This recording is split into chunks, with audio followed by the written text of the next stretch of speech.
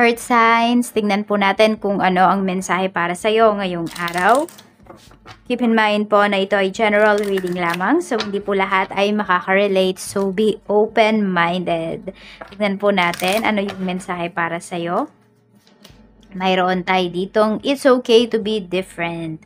Yan, maraming nang judge sa'yo ngayong araw, Earth signs, kasi pwedeng yung mga choices mo, kakaiba sa choices nila, sa career, sa pananamit, the way you speak, diba? Lahat na lang napapansin ng mga tao sa'yo. So, nababurn out ka na sa kanila, you're fed up sa mga sinasabi nila. Kasi pwedeng paulit-ulit na lang. Parang alam mo yung gusto nilang ilagay ka sa isang box at sumunod ka na lamang sa kanila. Tingnan natin ano pa yung mensahe para sa'yo. Healer. Oh, meron kayong gustong i-heal dito na relationship. Okay, so nakita ko sa inyo dito, meron kayong piniplease na tao. Pwedeng family nyo yan, pwedeng sa relasyon, we have forgive. It's time to let go of anger or blame. Ayan. So, nagiging mas responsable kayo, Earth signs, sa inyong mga desisyon sa buhay. So, tingnan natin kung ano pa yung mensahe para sa inyo. Ayan. So, magpapatawad ka ngayon, hindi lang dahil sa nanghihingi ba ng sorry sa'yo yung tao na yon or hindi. Kung hindi gusto mo na ng peace of mind, gusto mo nang makalaya kasi sa bigat ng iyong nararamdaman. So, tignan natin. Siguro maraming hindi papabor sa'yo dito sa pagpapatawad mo sa isang tao. Pero kasi gusto mo nang makamove forward. Tignan natin, ano ba itong it's okay to be different? Saang part ito ng life mo? Ocean. Sa emotions mo ito. Okay. So, yun nga. Pwedeng madami nagsasabi, ang martir mo, Earth signs, ganyan.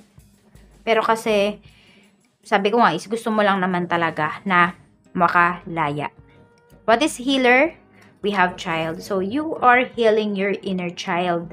So, madami palang mga triggers para sa'yo ngayong araw na ito. Or pwedeng nito pang mga nakakaraang araw. Or kung kailan mo ito mapanood, pwede rin naman. Kasi iba sa inyo medyo na, yung iba sa inyo, drawn kayo na panoorin kahit sabihin natin na yung date dito is late na, ganyan. Or late nyo na nakita. Kunwari, 10 days ago pa, yung video na to, ganun. So, yan, we have flying. O, diba? Gusto mo na talaga makalaya. Paglaya po talaga yung nakikita dito sa reading natin or pinapakita sa ating reading for now. Ayan. Tapos ito, ayaw mo din na merong kasama ng loob sa ibang tao. Bakit? Kasi pwedeng naapektuhan yung relationship mo with your child, with your children. So, parang ayaw, yun yung ayaw mong makalakihan nila na yung meron laging kasamaan ng loob, ganyan. So, yun yung ayaw na ayaw mo. Tapos ito, madami sa inyo po ay green yung inyong aura. So, sobrang sipag talaga, hardworking. Tignan natin kung ano pa yung mensahe para sa'yo. Spirit guide, ano pa po yung mensahe natin kay Earth signs ngayon? Taurus, Virgo, Capricorn, Sun, Moon, Rising, and Venus. Trabaho, we have the Hanged Man. So, maraming hindi rin masaya sa trabaho or ang dami-dami yung sinasacrifice ngayon para sa inyong pamilya, para sa inyong trabaho. Or nasa-sacrifice yung time mo with your family. Yan. Kasi nakatutok kayo dito ngayon sa trabaho. 7 of Pentacles. Ayun nga. Marami talaga hindi na kayo happy sa inyong career. So, ano ba ang gagawin pag hindi na happy sa career? Basta-basta na lang bang aalis? Or ano ba? Ano ba ang gagawin mo? May plano ka ba, Earth signs, na lumipat ng work? Or paninindigan mo itong trabaho kahit na hindi ka na masaya, kahit hindi na siya fulfilling. So, nag-overthink talaga yung iba sa inyo. Or ang dami-dami yung iniisip ngayon pagdating sa trabaho. Meron nga dito pwede kung kayo po, hindi ko alam kung kayo ba yung nagsisermon or kayo ba yung sinisermonan. Kaya napapaisip tuloy kayo kung deserve nyo ba yung mga sinasabi sa inyo.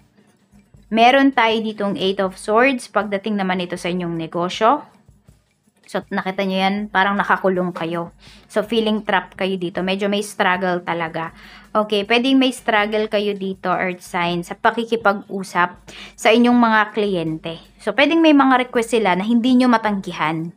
Ayan, so medyo nahihiya pa kayo dito. Pero kasi kung alam niyo na malulugi kayo, Earth signs, dun sa mga request nila, ay tanggihan nyo po.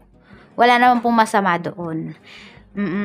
Meron tayo ditong 5 of Swords. Ayun nga. Kayo yung naano dito, nalulugi.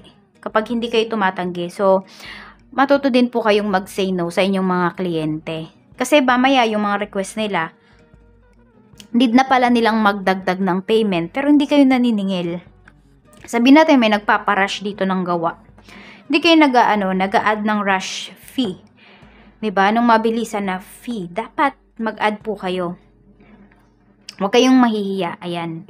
Sa quality, huwag kayong mahihiya na pabayaran yung gawa po ninyo. Earth signs. Tignan natin, pagdating naman sa yung kaperahan, we have Knight of Cups. So, pwedeng mayroong tutulong sa'yo dito or may help na sabihin natin available para sa'yo. Pagdating sa iyong kaperahan, we have Two of Swords. Pero ikaw tong nagdadalawang isip. Earth signs, kung hihingi ka ba ng tulong. Ten of Swords, ayaw mo kasing ma-reject. Yun yung nakikita ko sa'yo. So, akala ng ibang tao, Earth signs, ay napakayabang mo. Kasi, kahit namang problema ka na, hindi ka humihingi ng tulong. Pero actually, meron ngang, merong behind dyan sa nangyari sa'yo. Or sa reactions mo, pag nagkakaroon ka ng problema sa finances, ganyan. Kasi pwedeng nung bata ka, is wala talagang tumutulong sa'yo. O kaya naman, nanghingi ka ng tulong once, pero na-reject ka. Or kung hindi ka naman na-reject, ang daming-daming sinabi sa'yo. Yung para bang sobrang binaba yung katauhan mo. Parang tinapak-tapakan ka. So, parang simula no, natuto ka na pag may problema ka, ikaw lang talaga mag-isa. Hindi ka nagsasabi sa ibang tao, hindi ka humihingi ng even opinion, suggestion, or tulong talaga nila. So, na-trauma ka dito. So, yun yung hindi naiintindihan ng mga tao. Kaya dapat maging talaga tayo, maging mapagpasensya tayo, at yun, wag tayo agad-agad magja-judge. Kasi hindi naman natin alam kung ano ba yung pinagdadaanan ng isa't isa.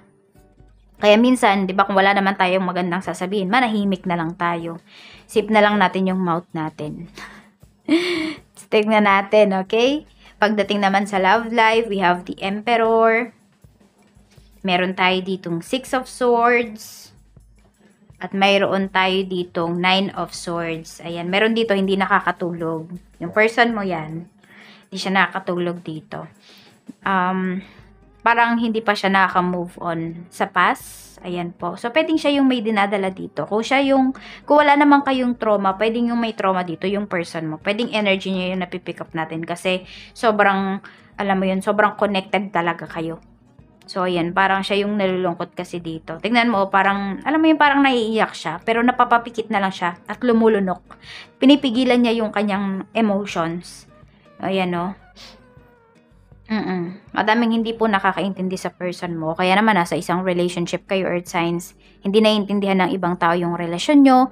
Hindi kayo gusto ng tao na, hindi kayo gusto ng family ng person mo para sa kanya. So, alam mo yun, parang ang daming tutol sa relasyon ninyo. Pero all you have to do is move forward. Ayan po. Ayan o, Nine of Swords, natatakot. Meron dito natatakot lumayo sa inyong pamilya. Ayan. So, sacrifice. Ano ba yung kaya nyong i-sacrifice for your family? So, ayan. Wala kayong lucky number kasi ibang cards yung kinuhanan ko ngayon. So, mag-iingat po kayo always. And marami sa inyo, ang ka-deal ninyo is air signs. Ayan. So, ingat-ingat po kayo. Bye-bye!